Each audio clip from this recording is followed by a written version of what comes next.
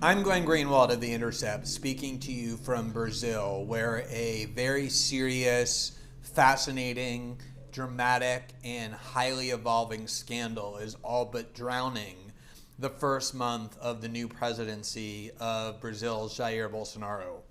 And since this scandal, which affects several members of his family and his closest aides, is complex and has evolved very rapidly, we thought it would be very valuable to take a bird's eye view, a step back, and explain the key components of this scandal and how it has evolved. The key figure in this scandal is Jair Bolsonaro's son, his eldest son, Flavio. President Bolsonaro has three sons who are in elected office. Eduardo, who was just elected to the Congress, re-elected with the largest vote in the history of the country. Another son, Carlos, who is a member of the Rio de Janeiro City Council and the spokesman of the family. And then his eldest son, Flavio, who has spent the last decade as a state representative in the state of Rio de Janeiro and just got elected to the federal Senate with the largest vote in the state of Rio de Janeiro. And he is the key figure in this corruption scandal. It began back in December after Bolsonaro's victory, but before he was inaugurated, when an anti-corruption unit of the federal police discovered some highly suspicious movements of money into and out of the account of someone named Fabricio Queiroz.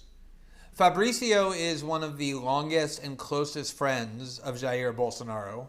He is a former police officer, and most importantly, he has spent the last 10 years as the driver and security person for Flavio Bolsonaro during the time that he was in the state house.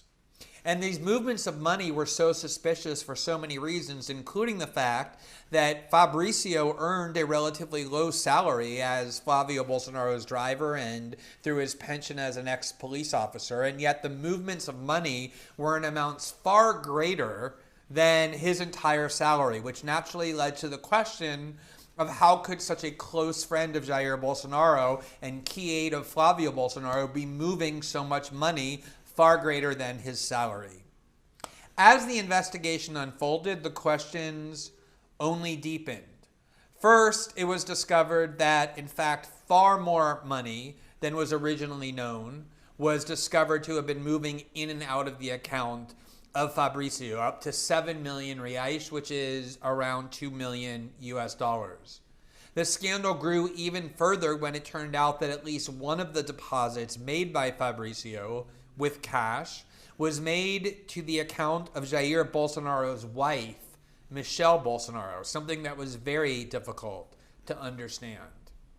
As the amounts of money became greater and the suspicious nature of the movements increased, including discovering that at times very rapid small deposits were made into Flavio Bolsonaro's account, at times 10 or 15 deposits within 3 minutes, the hallmark of how you launder money or try and evade banking and federal financial regulations.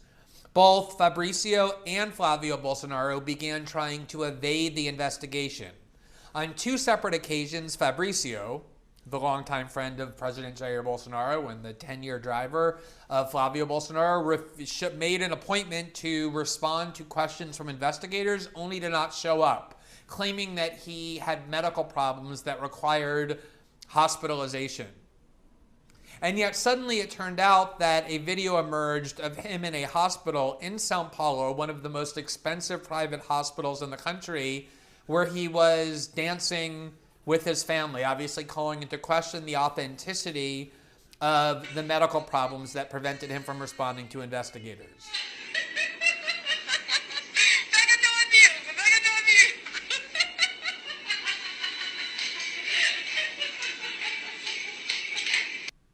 Instead of responding to investigators, Fabricio decided to do an interview with Record TV, which is the far-right, pro-Bolsonaro media outlet owned by an evangelical billionaire who is highly supportive of Bolsonaro's candidacy and has become notorious for giving fluff interviews to members of the Bolsonaro family.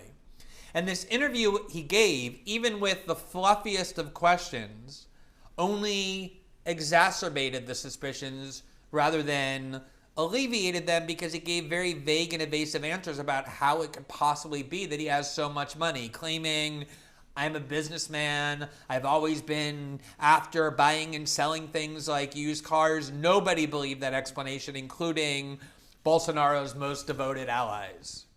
At the same time that he was claiming that medical problems prevented him from responding to investigators, Flavio Bolsonaro himself, and this really escalated the scandal, went to the Supreme Court of the country and invoked a long controversial doctrine that has been used by the most corrupt political officials to shield themselves from investigation, called foro privilegiado, which essentially means that if you're a federally elected official, you cannot be investigated or prosecuted for crimes except in the Supreme Court.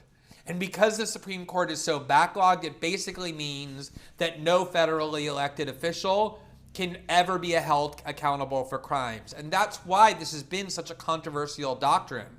And all of the people claiming to be so opposed to corruption in Brazil, particularly the Bolsonaro family, have spent years railing against this privilege and immunity.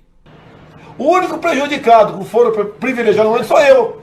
O prejudicado, eu não quero essa porcaria de foro privilegiado. Eu sou o único deputado federal prejudicado. And Flavio Bolsonaro, to block the investigation into all of this money movement, went to the Supreme Court and not only invoked the very instrument that he and his family have long railed against as immunity against corruption, but did so in a very odd way because he wasn't even yet a federal senator. He hasn't been inaugurated. His argument was, even though I'm not yet a federal senator, the fact that I've been elected means I'm still entitled to this privilege. And so his effort to block the investigation by invoking this highly controversial pro-corruption weapon turned even more Bolsonaro allies against Flavio and raised the suspicions surrounding all of this corruption. What it really looked like up until that point was a very classic and old-style form of corruption in Brazil, where state legislators like Flavio Bolsonaro have huge staffs, way bigger than they really need. And so they fill them with people who receive a salary in exchange for kicking back part of that salary to the elected official who appoints them. And it seemed like Fabricio was the person collecting the kickbacks and depositing them into Flavio's account. So it seemed like basic corruption, which already was a big deal given that the Bolsonaros rode to power on an anti-corruption agenda. But it became much more serious as the amounts of money increased and it began looking like real money laundering and serious criminality.